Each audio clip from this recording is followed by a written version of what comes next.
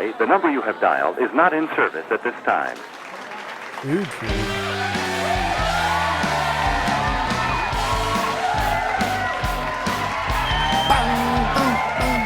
God, it's good.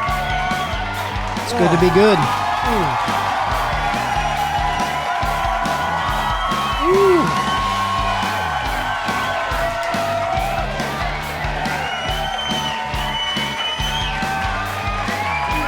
Welcome to the show.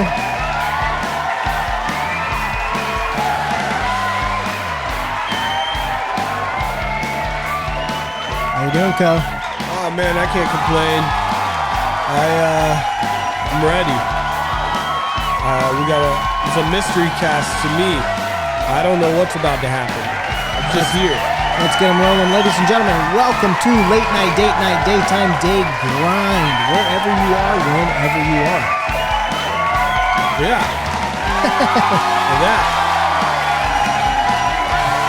Welcome to Late Night. I thought you were going to say, Yeah, just say wherever you are. Wherever you are. Yeah. Once again, big episode for the fans tonight. Nice. Big episode. We got a little, coffee cocktail, as usual. Okay, so this is our second food cast. Yeah, we have done one, but, we got to talk about what's current. We got to talk about what's going on in our brains. Okay. I've been super into some Netflix food documentaries and also some YouTube barbecue documentaries. This is like really been getting my wheels turning. Okay. So I want to highlight a few shows that I've been interested in. Chef's Table, Netflix series, was really popular. Probably won some awards, but follows, different chefs and their Tables. attitudes. Yeah, all about their beautiful tables. That's follows cool. all that. Another one, The Chef Show. Do you remember the Jon Favreau movie Chef? Yeah. So he did a show with Chef Roy Choi. He's a Korean-American chef to open up a Korean-Mexican taco truck, Kogi. Very, very popular. Mm-hmm. He also moved on to Vegas, opened up a restaurant in the MGM called Best Friend.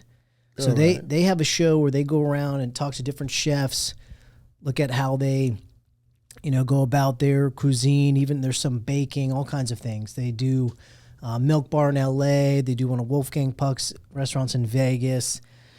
But this has really been kind of like sparking my creativity. Like, cooking to me is a very creative endeavor. I love cooking. And I think chefs, chefs would feel the same way.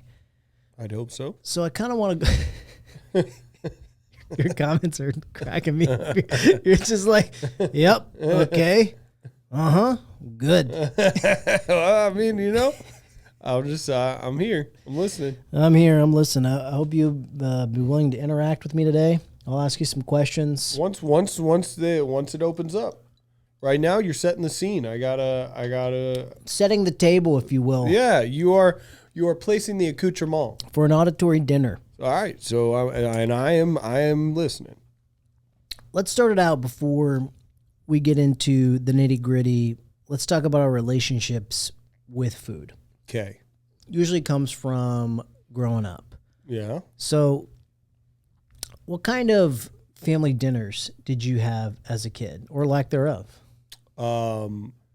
My mom cooked dinner a lot. She was a big dinner cooker. Get home from work, still to this day, will cook dinner after she gets home from work. That's like her little routine. If she was cooking something she wanted right away, like most of the time it would be me, my mother, and my two sisters eating dinner. My dad was on a different schedule. He would eat dinner later. He would not eat with us. So he was at work, couldn't make the dinner? No, he was at home. Couldn't make the dinner.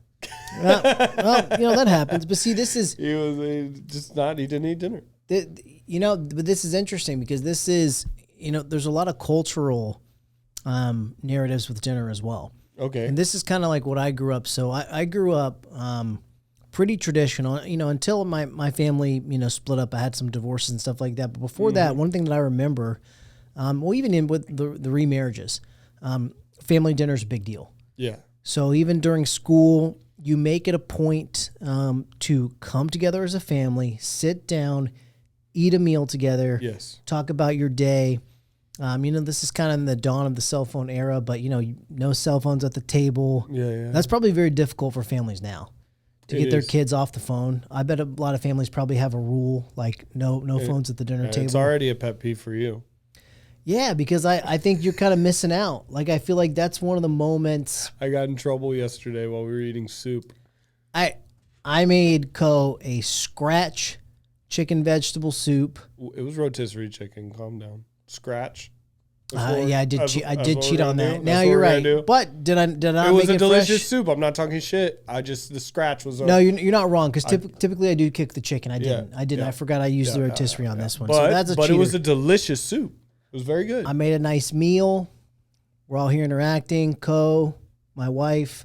Where's at? He's generation millennial, Gen Z. He's on his phone the whole time, and I was like, "Come on.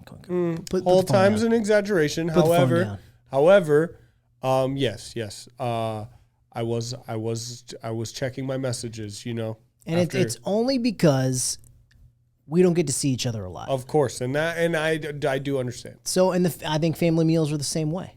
Mm-hmm. Like your phone's with you all the time. You see your phone as much as you want. So Mm-hmm. I think when you're with friends and family, just put it down for an hour. Absolutely. Sit down, Be present. enjoy each other's company. And I think the food, that's a good way to put it, be present. I think the food helps being present too, because food's engaging. It's smell, it's sight. The taste of it, the texture. Yeah, absolutely. So I find that to be, for whatever reason, important to me. I like having big group dinners when we can. Yeah. I really do enjoy that. They're the best. So the chef show, I found this interesting. They went to a pizza restaurant called Pizzana, and it Original. was an Italian guy. Yeah, interesting. And it was an Italian guy, and he said in their region of Italy, Mm-hmm. every Sunday was the big family dinner, and it was a daily event where they would just go out for a little bit in the morning, maybe a little espresso, a little croissant if you're French. But you go back home, everybody's cooking, and they eat dinner together 2 p.m. to 10 p.m. Oh my 8-hour table dinner. That's And he said it's very wild. common, and it's the whole thing is just making it a point, spend time with each other. But it's kind of more of the European style of. Was this a larger individual? No, because it's more about so I think we commonly think of dinner as like plates on the table, eat. No, it's a slower service, multiple courses. Light appetizers, appetizers, 8 pastas, hours. salads, Clearly, this is dessert, coffee. this is not just dinner. Like 8 hours, you're Well, doing a lot.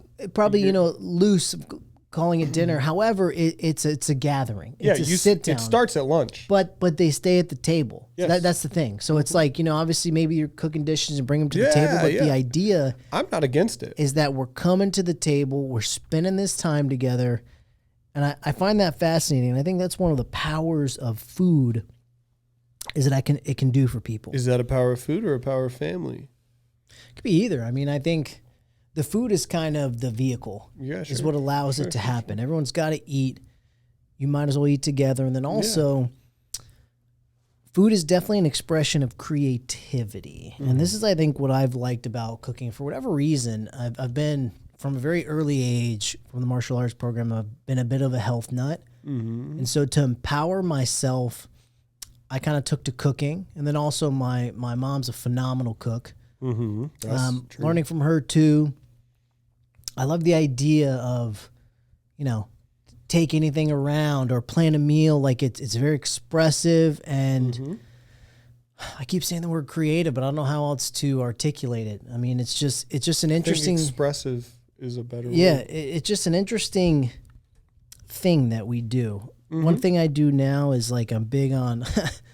When I make a meal, I'll send photos to friends and family of Glamour shots. the food, Yeah, of course. which is silly. It is. I know people love to do that on Instagram too. It's a very Gen Z thing to do. It is, but like I get it. Okay. I really get it. I get it too. Like, if you make a whole meal, I mean, it's your creation. It's your art, your consumable art. Do you do any cooking yourself these days? I do. Tell me about it. I cook quite a bit. I meal prep, so I cook for the week. Usually on a day off that I have, usually a weekend or whatever. Tell me about that process. What does that look like? I go to Costco.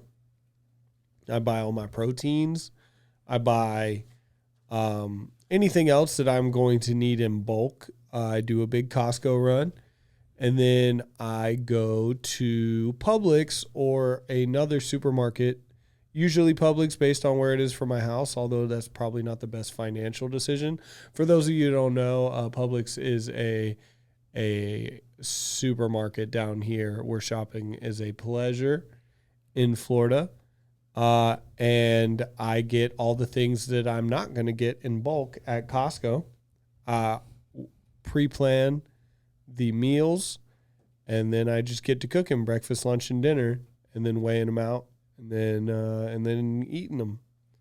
But yeah, I love cooking, man. I do. I think what kind of got me into this train is some of the barbecue documentaries. Barbecue's awesome, man. Barbecue is like a true labor of love. It is. Like you're doing a disc, the upper echelon is like a brisket. They can take like 8 to 24 hours. It's so true, but it's my least favorite barbecue. Yeah, Texas would disagree with you. It's like Texas state bird, essentially. Yep. And at every Texas place I go, I will eat the brisket, go, this is amazing, great brisket.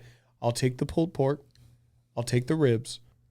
Take your brisket now that I've tried it and move on. The reason brisket's so difficult is because it's actually 2 cuts of meat that are held together by, some fibrous tissue. Membrane. It's difficult to cook them well at the same time. Sure. Which is why this cooking process is. But isn't that like life though? Isn't that funny that like I would say that the majority of people agree with me that while brisket is the hardest to cook, it doesn't end up tasting the best when it's all said and done. I think it depends on who you ask. It's a show pony. Yeah, but even those guys, they know they're eating the one that took the most love. It's like when you go to a steakhouse and you order the filet mignon. You know you're getting the premier cut of meat. Go find me a filet mignon that tastes better than a ribeye. Go find it. It's not there. Like you can, there's great fillets, fantastic fillets. That same chef cooks a ribeye. It's just a better cut of meat, but everybody wants the fillet because it's the show pony. And I feel like brisket's kind of the same way. I'm not hating on brisket. I've had phenomenal brisket. It's just funny to me that you're 100% right in saying that every barbecue place, for whatever reason, is judged by their brisket. Because it's the hardest to do. Sure. I think that's what it is. Sure. It's a show off of your skill. It is. And it's yes. time. Yes. It is labor intensive. Yes. Like the documentaries I were watching, like someone will get up at 3 a.m. to do the brisket for like the next dinner service. Like it is, we're talking slaving over hot coals, smoking. I mean, the processes are wild. Oh, look at that smoke ring. It's all about the smoke ring. You're right. You are absolutely right. So this kind of is what it really just kind of got my head going. And let's get a little more of a fun start. I want to know, like, what are your top 5 favorite barbecue dishes at the barbecue? It doesn't have to be meat, just anything at. If you would have told me it had to be meat, I was going to tell you no. Yeah, come on, man. Come on, that's not fun because the sides are just as much the excitement. Some people live for the sides. Well, let's just knock out mac and cheese, right? Like, we're going to knock that out. If you don't like mac and cheese, fuck you. I want you to put them in order. This is what's going to make it a little more thoughtful. In order? All right. And mac and cheese 1 is fine. I'm fine with that. No. It's not number 1. For me, your barbecue place is only as good as your ribs, beef or pork. One of them has to be gas. So I'm going to go ribs. I'm going to go pulled pork second. I'm going to go mac and cheese third. Fourth is going to be your dessert. Is it a cobbler? Is it a pie? They always have some kind of ridiculously good dessert. that is kind of like the cherry on top of the barbecue joint. They always have, whether it's usually a cobbler or something like that, or like some kind of baked good, but it's always a standout. I don't understand how every time I go to a barbecue place and I'm like so full and I don't want anything else, they're like, well, have you tried? And they bust out some dessert, even if it's like a corn casserole or something like that. And it's always just it just slaps. The cobblers are good. My only qualm with the cobbler is, for me, it's all about the crunchy top. Yes. So I was on a cruise recently, and they had cobblers, amazing. I watched the chef behind. As soon as the cobbler came out, this lady swirled and mixed it all up in whole brand new cobbler, and she soggified. Yeah, she ruined it. She ruined it. She didn't understand what the people wanted. I was just like, ugh. Well, with that being said, too, Because it's about texture. A lot of cooking is mixing flavor with texture. Well, here's the thing, right? With barbecue, outside of the burn ends of the meat, there's a lot of chewiness. There's a lot of chewiness. Burn ends are fantastic. Burn ends would be in my top 10, but they're not in my top 5. That's my number one. All right, hey, that's good number 1. The burn ends of the meat, you get some crunchiness, you get some texture, but there's a lot of chewy meat involved in barbecue, and that is why when it comes to like the cobblers and the sides, I do like some crunchiness. I do like with my mac and cheese, I like the breadcrumbs at a barbecue place. Like when that's the texture. I mean, that's why even like a lot of salads, why you have croutons on a Caesar salad. Yeah. Texture always a part of any dish. Absolutely. So my number 5 will be a burnt ends brisket combo, somewhere in there. Well, burnt ends is the end of the brisket. I'm aware, but I don't know. I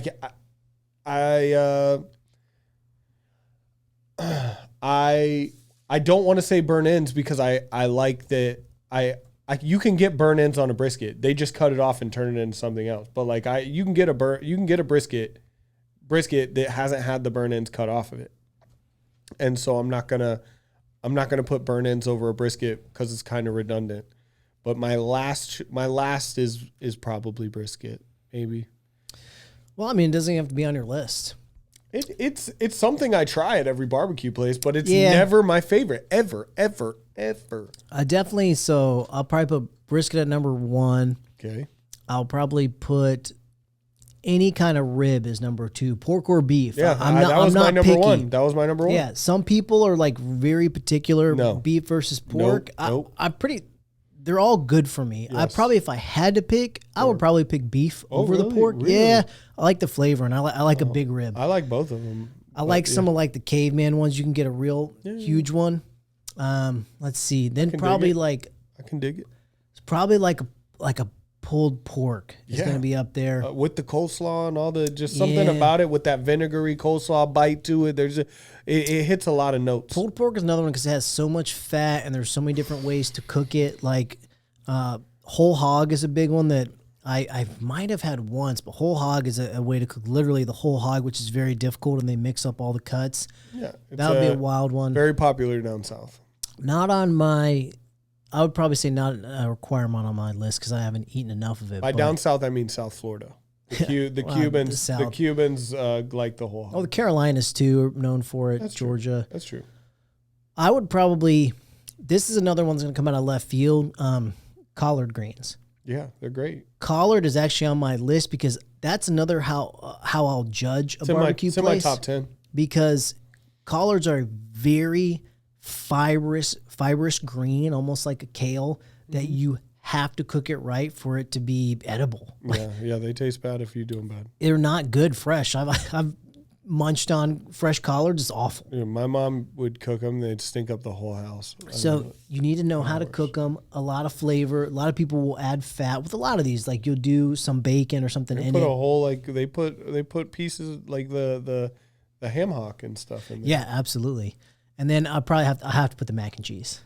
Mac and cheese has gotta be on it. It's the ultimate. I can't think of a better, unless you're saying Texas toast or something like that. I can't think of a better carb. Like I still can't. But for me, the toast is just one of those like side items. It just comes with it for free. I would never purchase it. If you asked me to purchase the Texas toast, it would never happen. That depends. I would not pick it over mac and cheese, but there is something great about a piece of garlic bread with meat that's been cooked for an entire day on top, and like the way the juices, it like sops up all the goodness. Yeah, it's definitely a cleanup vehicle. But the best tasting cleanup vehicle of all time, probably. Yeah. But I won't put it above mac and cheese either. So we're in the same boat. Another one like the classic barbecue is like vanilla wafer banana pudding. Yeah. Old school. That's like a good one. Something It's a good about dessert. banana pudding and barbecue kind of seems to go well Cut together. from the same cloth. Yeah, I'm kind of big into that. What are your favorite barbecue sauces? I definitely like a more zesty, sweet and spicy sauce rather than not overly sweet. I want to like a little tang to it, I will. but I don't like spicy. I do not like hot. Oh, see, I will. No matter what, spice is irrelevant. Like, because I like spicy, and I'm always going to want any barbecue sauce I use to be spicy. But if it's not spicy, if I'm making my own plate of barbecue, I'm going to combine the one that's mustard based, the one that's like got like that light color to it, the lighter one, with the darkest one, and make my own barbecue sauce out of the barbecues. Yeah, I will like take. that. I like the mustard based ones because I like the vinegary bite that they have in them. I think I like the idea of getting into barbecue. You know, when I can get a Smoker. proper house with a smoker and a nice grill. I've been cooking on a smoker a little bit. I really like when I like to come home from work, I like to make a fresh dinner. It's definitely a way for me to unwind. Sure. And I think the barbecuing process at any time is like that because it's physical. You're chopping, you're cutting, you're preparing, you're At moving first, things. it's a lot of waiting. But if you're doing like a smoker, you're managing the coals. I guess my point is to a degree it's active. You have to be involved. Because even if you're doing one thing, then you should be working on another dish. Yes, absolutely. And that I agree. I like getting to mentally zone out and like the more complex thoughts of my day, I can just let kind of marinate in my mind, almost like, doing cardio, like a workout. Those thoughts can just kind of marinate away and I can focus on what's in front of me. I find that very cathartic. Chopping veggies, preparing meats, cooking. And I think barbecue is like a high level, like that's like the next level of cooking a real meal, because now you're really putting hours and hours into it to do it properly. Good shit, man. I love it. So What kind of wood do you like? I honestly don't know, because I haven't done a ton of barbecuing. I've helped smoke like a family turkey and stuff like that. I've Hickory. done brisket, but not properly. I have tried to do brisket on my own, cooking it not the barbecue way. That's wild. Disaster. That's wild. I wouldn't even Disaster. try that. I would not try that. I wanted to know. Well, now you know. I went to the store. There was a sale on the brisket. Of course. Because And I was like, nobody I'm has just smokers. going to cook it. Oof. And it was a failure. Yes. I ate it, but it was an absolute failure. Brisket really does need to be cooked a certain way. Yeah. Yeah. And I learned the hard way. That's why it is what it is. Have you ever barbecued a brisket? No. I don't like brisket enough to barbecue it. Or cook it I would- unnecessarily I like wouldn't- me? I would never do that. But yeah, any barbecue I've done has been pulled pork and ribs, beef ribs, pork ribs, and then a pork butt. Ribs are not the easiest either. I mean, you can. I think They're surprisingly easy to me. so. You can. I Throw, thought they were going to be so throw hard. it in tin foil, and you Sure. can put some sauce in it and throw it on the grill. That's pretty easy too. But Sure. I think you can. I don't know. You can overcomplicate anything. You can mess it up. You can boil an egg and make it hard. Yeah. Like you can do it and be like, well, after 30 seconds, I put it in an ice bath and then go back in. You can find a way to make boiling an egg a labor. I don't think it makes a better boiled egg. Like, for instance, I think that the way you just described making those ribs, like the rib process, the easy one, the down and dirty, wrap it in foil, finish it on the grill. Yeah. I think those ribs will taste better than 75% of barbecue places in the U.S. They do too much. They're doing too much. Now, don't get me wrong. There's the outliers that will make you ribs out of a smoker and will blow your entire mind. But ribs are only as good as the sauce for me. I'm not Oh, interesting. I'm not against eating ribs without sauce. They still taste good. I will wish that there was sauce. the sauce game is, I'm glad you mentioned that. That's a big part of barbecue in general. So a lot of the Carolinas, like a vinegar I love the barbecue sauce. Carolina barbecue sauce is elite to me. A lot of places that do more of a molasses base, a real heavy, dark barbecue. Yes, those are good too. In conjunction with the Carolinas, I think is the best. My favorite, though, is Carolina Gold. Yep. The mustard-based Yes, barbecue that's sauce. my favorite. Ooh, That's the best one. That's the best one. that's good. Bridges the gap. It's got some molasses in it too. I've been dabbling in making my own sauces. I made I put on our eggs this morning. I made a That scratch. sauce. So this is a real scratch, a smash burger sauce, but I put it on like a breakfast rice egg dish for Co this morning. But I've been obsessed. I've been putting it on everything. What'd you think of the smash sauce? I thought it was one of the best sauces I've had in a while. It was delicious. Brr, brr, brr, brr, brr. However, I don't think it is considered scratch. I guess I would have to make. I guess I would have You to didn't make make the the mayo. mayonnaise. Yeah, that would probably be. I'd You have to didn't make the make mayonnaise. you used wash your ass in the shower sauce. Yeah, but you can't make. I guess it depends scratch on- is a tough word to use. Yeah. Like if you make a pie from scratch, that implies you made the dough. Okay. Well, and when a restaurant makes an aioli, they don't make all the ingredients to make that And aioli. but But they don't. still But make they the don't. aioli. But they don't call it scratch. They call it in-house, made in-house. Okay. So- In-house smash sauce. When you say scratch, brother, that means I took flour and sugar and things that are just off in the kitchen and I combined them to make something. Oh, who the fuck does that for sauces? The only people who like to use You the can word only scratch. do that if you are making like one sauce and a complicated one. Like if you're making a mayonnaise or a ketchup. I mean, that's debatable. But if if you wanna you make make a- your own Worcestershire sauce to use for your own for your shit, that is scratch. No, but Who does that? But then we could go real down the rabbit hole. Like, did you make your own vinegar? Did you buy that? Like, scratch is it's just a word that I try not to use because I know that I'm lying every time I say it. in-house Yeah, in-house. smash sauce. Hey, listen, but I can't take it away from them. The sauce was out of control. I want more. It I had want something to put that sauce on so I can eat more of it. had so many ingredients. It does, and it was very good. I was very impressed because I make a lot of sauces myself. I think my It's kind of fun. roasted garlic aioli. Oh, hit me with the recipe. I won't, only because I don't. I'll tell you. I won't tell them Why not? because I won't. Fuck them. What if I open up a restaurant? Dang, you What- are never opening up a restaurant. But I don't care. They don't get to know my roasted garlic aioli. All right, I'll give the fans a smash burger recipe because we got to end on something for the fans. Mm-hmm. Go You, for it. you're Go being for it. real I don't get it. close to the chest with your roasted garlic There's only sauce. so many ingredients in a garlic Yeah. aioli. So I'll just do the basic of a smash burger sauce. If you want to make your own, is mayonnaise, mustard, ketchup. You can use any kind of barbecue sauce substitute. You can use a Worcestershire sauce, some spices, some minced onion or garlic, maybe some paprika. Mix it all up. Boom, easy smash burger There it sauce. is. I took a lot of liberties on mine otherwise, but make your own sauces. Get in touch with your food. We're going to touch on a commercial break. We'll be right back.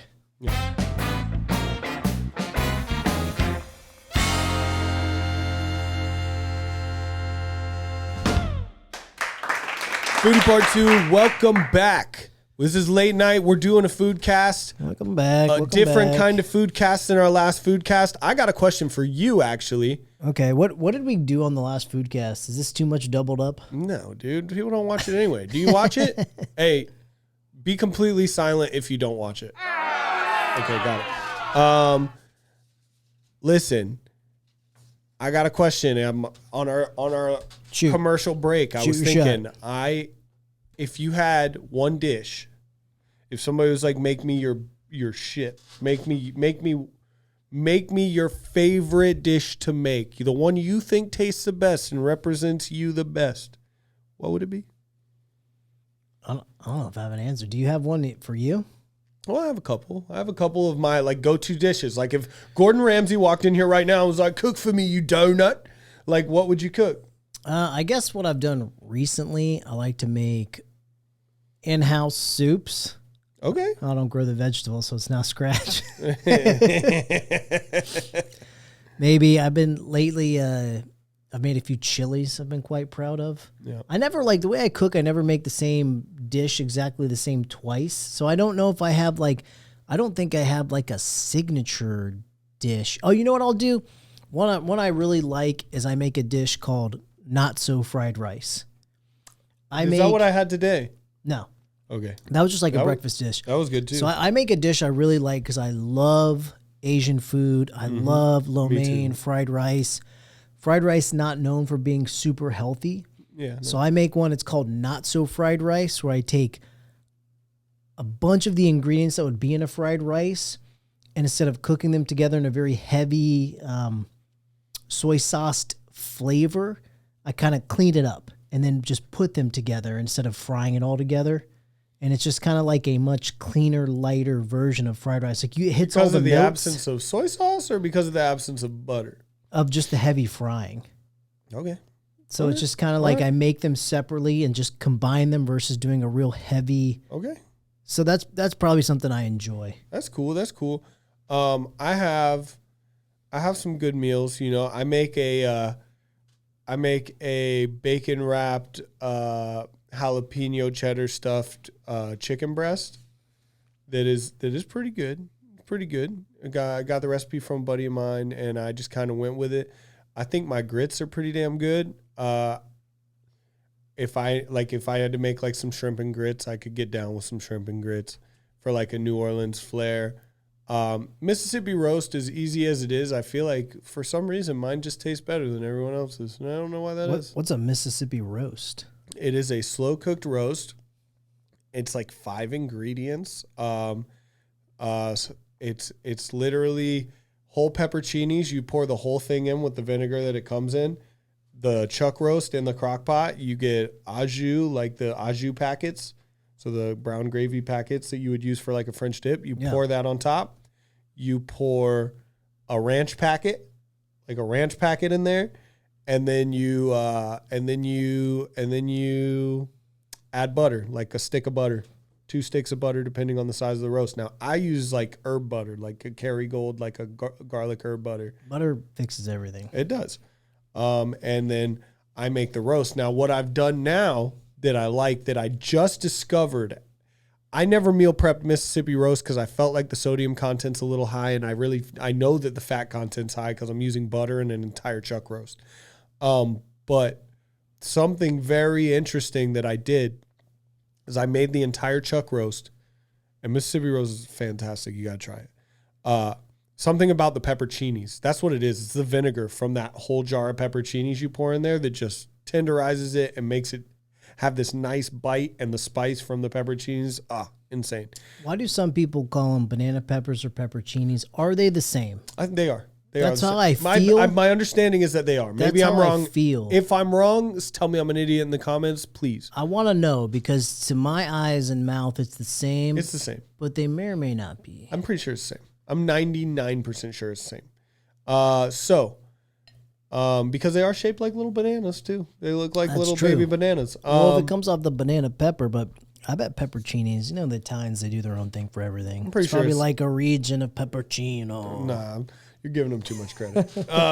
They just like to put an Italian spin on everything. It's culture. They want to. You got to sell it, baby. Yeah, exactly. So, pepperoncini just means little pepper, does it not? Yeah, that's true.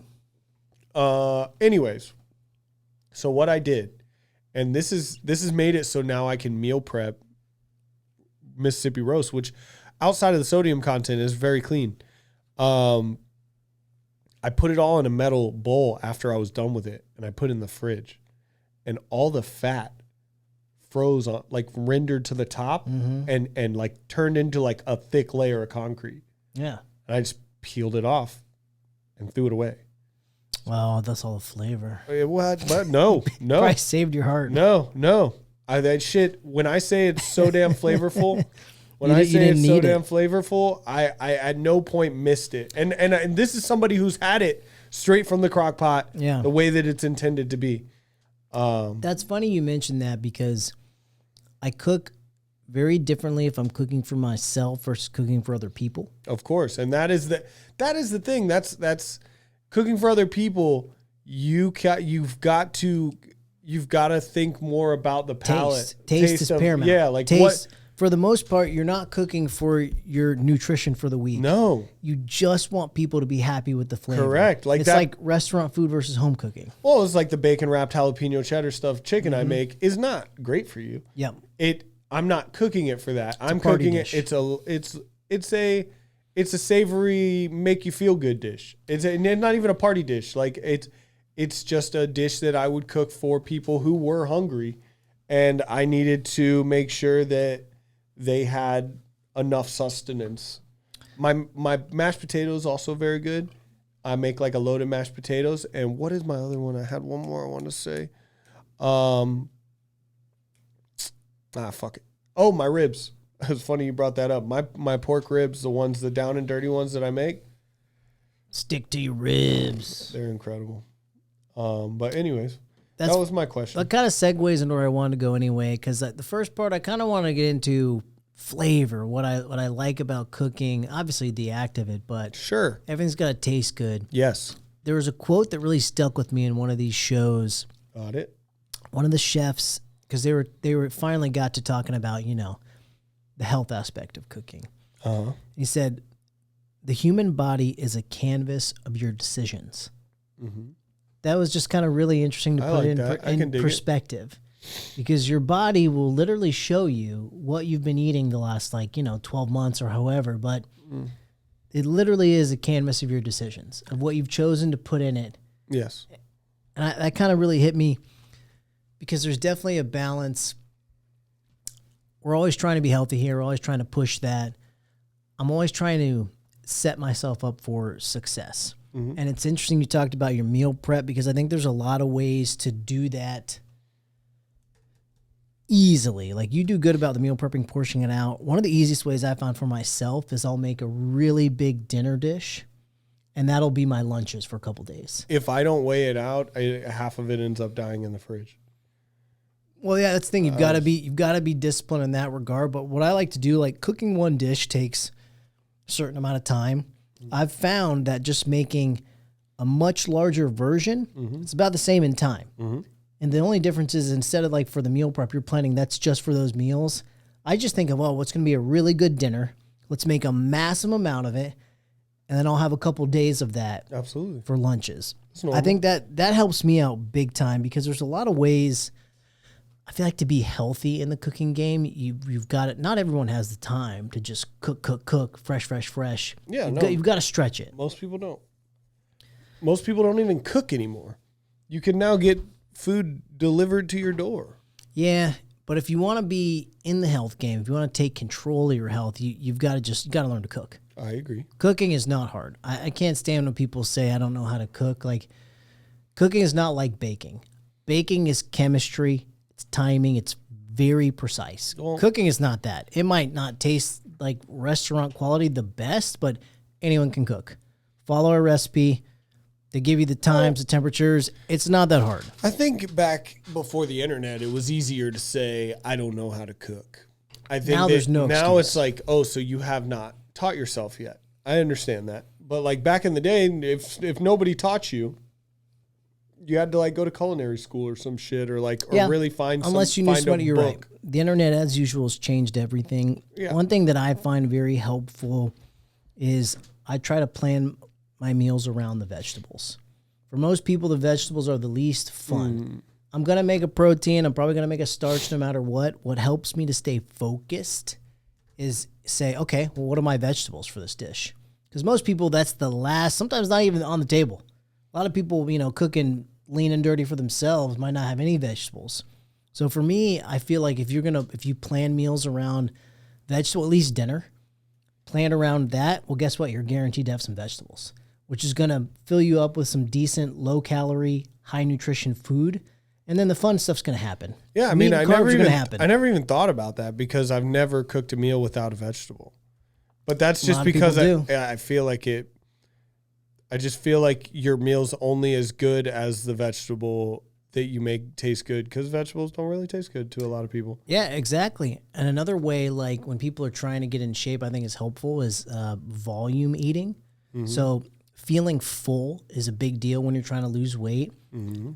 Try to overeat the vegetables. Yeah, you won't. So make a huge, yeah, exactly. Make a huge pile of salad and vegetables. Eat as much as you want, but limit your proteins and starch. I have For a good dinners, cut the starch. But it's funny. But if you're like, oh, I'm so hungry because I've been working out. Okay, eat as much salad or roasted vegetables. Eat as much as you want. Eat it, eat it, eat it, eat it, eat it. And if you're actually hungry, okay, eat more. That's fine. There's no limit. I feel like the dieting aspect, people are like, they feel limited. Yeah, because In the vegetable game, you don't have wanna to. eat that. You don't have to be. Yeah, Make them taste good. Got a good Parmesan crusted asparagus I do now that I like. You're getting into it. Yeah. We talked about your meal prep already. I like that. Meal prepping is very helpful for people. You don't It's a have... pain in the ass. That day sucks. It's I'm going to be difficult. honest. I'm going to be honest. That day sucks. Well, that's kind of why I combine it as the dinner I'm already going to do. That's just another strategy. Maybe it'll work for people. It's not a bad strategy. It's just, it's not meal prep. It's not. It's more like a leftover as your meal prep. Sure, but even still, like, are you weighing it out? No, but I portion it. Okay, but how so? I just eyeball it because I'm not like a measurements guy for meal prep. I get but it. same thing. I'll portion it. 100%. One scoop of rice, 2 scoops of veggies, meat here. But so now that's subjective though. Everybody's scoop is different. Your No, scoop, absolutely. yeah. So, but you take meal prep very literal, and that's a very successful way to do it. 100%. People, if you really want pure results, yes, measure. well, I'm not saying It's that's a not- bad idea. No. I just didn't want. What you're doing is making a big meal that's going to have leftovers, and you're eating the leftovers. But making it a healthy big meal. Sure. And the whole point of meal prep is to have healthy, controlled options at your disposal versus being lazy, going out to eat, ordering in. It's the same principle in a different way. You're It is. making a nice, healthy meal. You're portioning it out. Granted, is. you're not being as measured as you are. Sure. But to me, it's the decision of I'm eating a planned, healthier option versus what happens when I'm at work or out and I don't have an option. Sure. I'm going to go get something shitty, most likely. Yeah, I think that they're very similar. I think that the thing that makes them, I think they're very similar, but also very different. I think the primary thing that makes them the same is that you're actively trying to eat healthy for multiple meals. You're making the That's the choice name of the game. to eat healthy more than once. There's a personal trainer. He's on the internet. You can follow him. This is one of the things I wanted to bring up because you're sending me to my next point. Fantastic, because I like his method. His name is Magnus Ligdbeck. I'm not going to say this right. Magnus, I'm sorry. So Hollywood personal trainer. He's trained Gal Gadot, Alexander Skarsgård, who was Tarzan. Do you remember the new Tarzan? Okay, good. He was shredded to the bone. Ton of celebrities. Who else he's done? Britney Spears, Harry Styles, Ben Affleck from Justice League, Alicia Vikander from Tomb Raider. So men and women. Well, I wanted to highlight this is very intelligent guy, has worked with high-level people for... It's easy for us to bring up actors and stars because the reality is they have to look good for their job. Yes. So it's very serious. So somebody that does that for them for a living, take a little bit of note. His method is 17 out of 20 meals need to be healthy. So every 4 days, 3 meals can be whatever you want. So this is a really interesting I strategy. like that. So he's letting you know, because a lot of people struggle with the, diet, I can't do this. That sucks. His strategy, 17-20, out of 4 days, you get 3 bad ones. For some people, that's easier than like the 1 cheat meal a month or whatever it is. But I find that strategy pretty interesting. I think a lot of people could use that easier. Because then you know. And it's the same it's thing. It's 5 meals a day. accountability. It's accountability.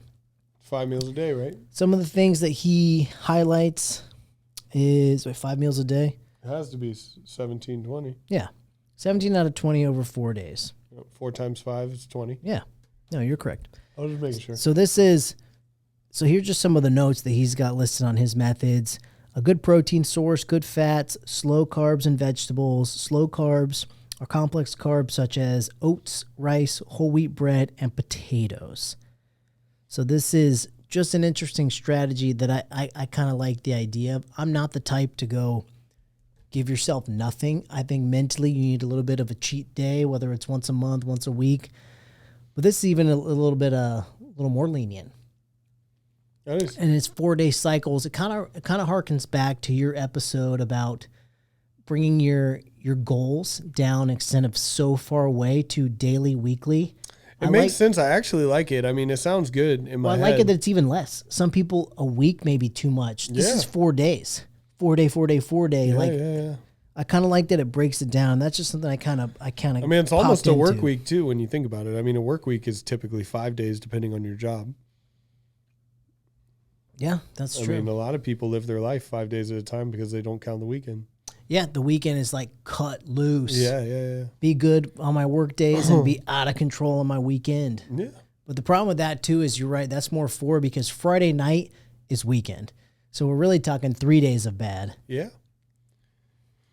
Better than 4 days bad, I suppose. Yeah, I guess. You're as long as you're doing better more days than less. So 4 out of 7, I think, is like the minimum you've got to do to be decent. If you want to have gains in your life, we need to do like, or lose weight or gain muscle, you need to be like 6 out of 7. Yeah, I'd say so. But 17 out of 20 would seem like an interesting strategy because everyone, you hear the same strategies over and over. This was an interesting breakdown. What else you got? We talked about the good. What I really want to talk about is the bad. Okay. Because this is just a funny thing. Yeah. So kind of get back into my reality shows I was getting into and all the all the awful TV I've been watching. I watched an episode of American Pickers and they talked about My dad watched. talked about what you put on your hot dog. That is like a Rorschach test. It's a personality test. Uh-oh. So what I have is some hot dog toppings. We're gonna go over what it means as a person. Okay. So let's start off with you first. I'm just gonna ask you, and we'll go over all the personalities. We'll take some guesses, but what do you put on your hot dog? All right. Are we talking just like traditional? Whatever comes to your mind. What do you eat? Options are pretty endless. Like I would what do you do like? peppers, onions. It depends really. Like if I'm doing like fajita veggies, it'd be the peppers and onions. Otherwise, it would just be raw onions. So you got onions seems to be your big one there. Onions. Yeah, sure. Any sauces? Oh, of course. I would do. Well, it depends. Am I doing chili cheese? If I'm doing chili cheese, You can't. This is I'm asking. That's on my list. You can do it. We're gonna read what they say. That's fine. It's hard for me to choose just one hot dog. It's hard for me to eat just one hot dog. So for the sake of your test, I'm going to go traditional, no chili, no cheese. I'm going to go raw onions. I'm going to do ketchup, mustard. I'm going to do a little mayo on the bun. I'm going to do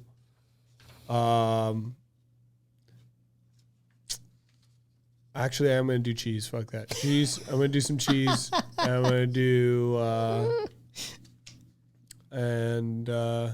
We're gonna read probably through. be it. That'll probably be it. We're gonna read through some of the ones that you selected because I know it's a struggle. Yeah, but it's funny just- because I think There's different kinds of hot dogs. you're more similar to me in that I think you probably mix it up. Yeah, But bacon. most people have like this is their way they No, eat hot dogs. I don't. I have most like people 3 or do. 4 different hot dogs. So let's talk about some of the ones you went for. Okay.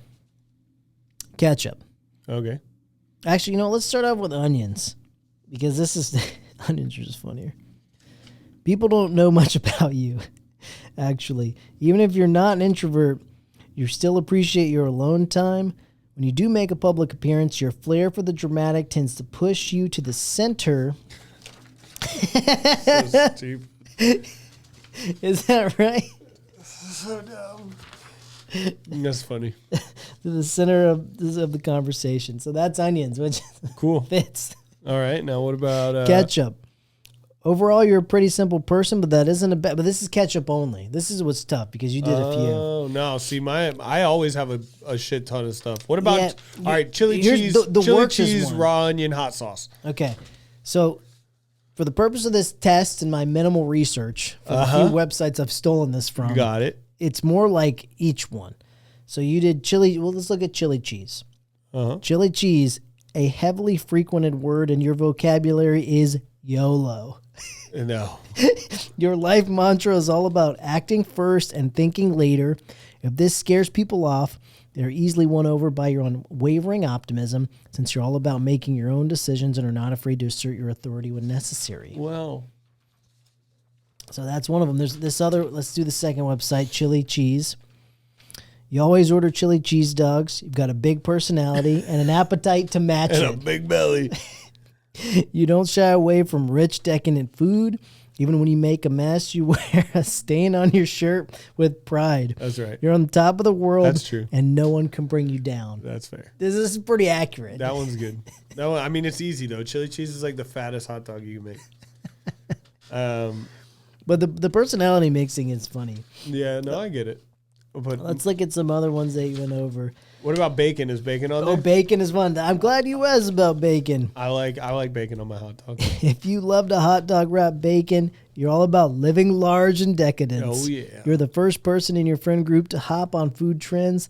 Everyone leaves you even hungrier for the next big thing. You're a firm believer, and you can never have too much of a good thing. That's probably accurate. Let's go over some of these funny ones. Here's no topping, which, who are these people? Fucking Joey Chestnut. You appreciate the simple things in life, like a walk in the woods or humming your favorite melody. You're not materialistic. Friends love being able to see the real you at all time. This stems from your innate belief that if it ain't broke, don't fix it, which applies to most things in your life, including your hot dog. And probably have people trapped in your basement. Okay. Here's website 2 on plain. You'd prefer to keep your hot dog plain and simple. You're the type of person who appreciates what they have and is pretty content with life. You always notice all of the little things that make every day special, and you wouldn't change a thing about your life. After all, if something is already good, why mess with it? I love how stupid this is. I can't think of a better way to end this podcast than this dumb hot dog psychology. I thought this would be fun. Keep going, read it. I want to hear more. I want to know all the toppings. Why would we stop? Come on. We're not. We're going to burn through ketchup. Overall, you're a pretty simple. So this ketchup alone, keep in mind.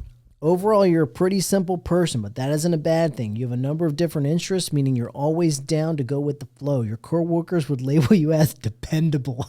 Oh I feel like it's like a slap in the face if someone says, "Oh, he's a real dependable guy." Dependable. Old ketchup. Friends turn to you when they need a comforting shoulder to lean on. Mustard. Let me see. This is the website number 2 because I have 2 references in case there's difference of opinions. All right, ketchup 2. Some people say ketchup on a hot dog is only for kids, but they're totally wrong. If ketchup is your go-to hot dog condiment, you're someone who appreciates the classics. You're also pretty reliable. Hey, stop people reading. Tend to turn to you in times of need. Hey, don't read the first one anymore. I only want to read page 2. I like that he said for kids. Yeah. No, we need difference of opinions here. I don't think we do. Because I like this one. You ready? Mustard. Mustard alone.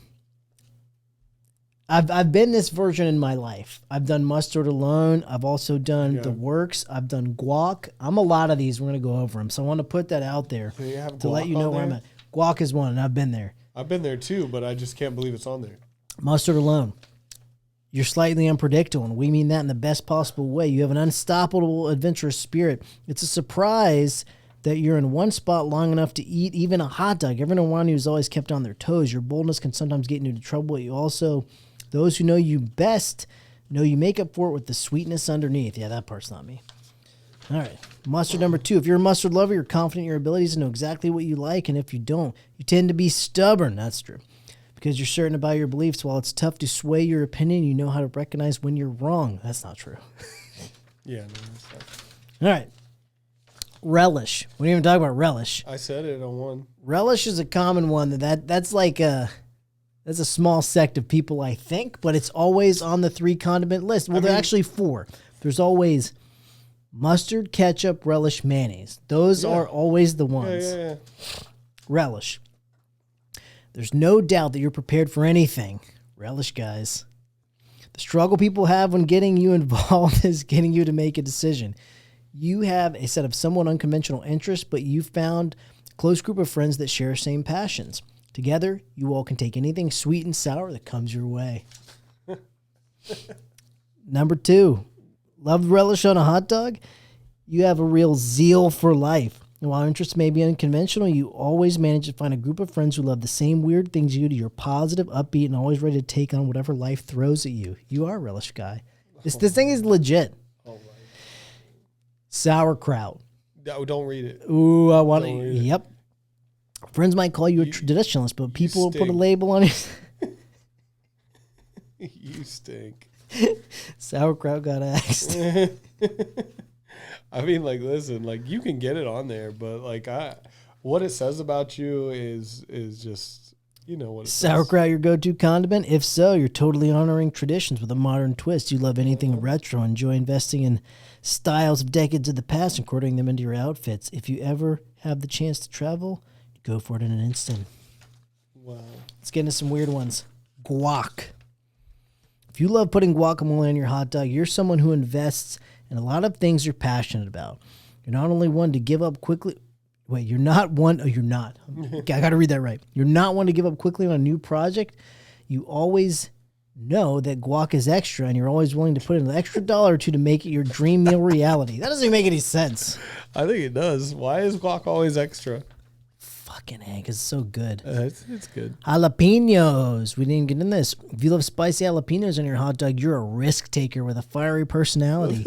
You're an adrenaline drunkie who can't get enough high energy sports and roller coasters. Adrenaline drunkie. You know what you want out of life, and you're willing to go the extra mile to put everything on the line to get it. So dumb. What else? The works. The works. Let's see it. We're doing one. The works. We're doubles. Pick one. The works. If you like any and all great ingredients to top your hot dog, you're a versatile thinker who knows how to go with the flow in any situation. You're not Whore. picky. You're a whore. You're a filthy whore. You know how to succeed even when you've been dealt a bad hand. With that attitude, you can pretty much do anything in life. Hey, they're good for them, man. That's interesting stuff. The psychology of hot dogs. Now you know. I just thought it's funny because it is kind of like, it kind of is a personality test. Kinda. Yeah, it is. But I mean, so if you get multiple, does that mean you have multiple personalities? Oh, for sure. No, that's probably true too. Comment down below. What is your hot dog, and do you think any of these personalities matched your life? That's it, man. I think we're done here. What's your favorite hot dog brand? Oh man, the biggest one. Nathan's, the best hot dog. They're just so skinny. Beef or pork? Combination. Weird. I'm a beef guy. Hope you guys love this episode. This was a fun food cast. Had a lot of serious episodes. Thought we'd throw it up with a personality test. Like, comment, subscribe. Ooh.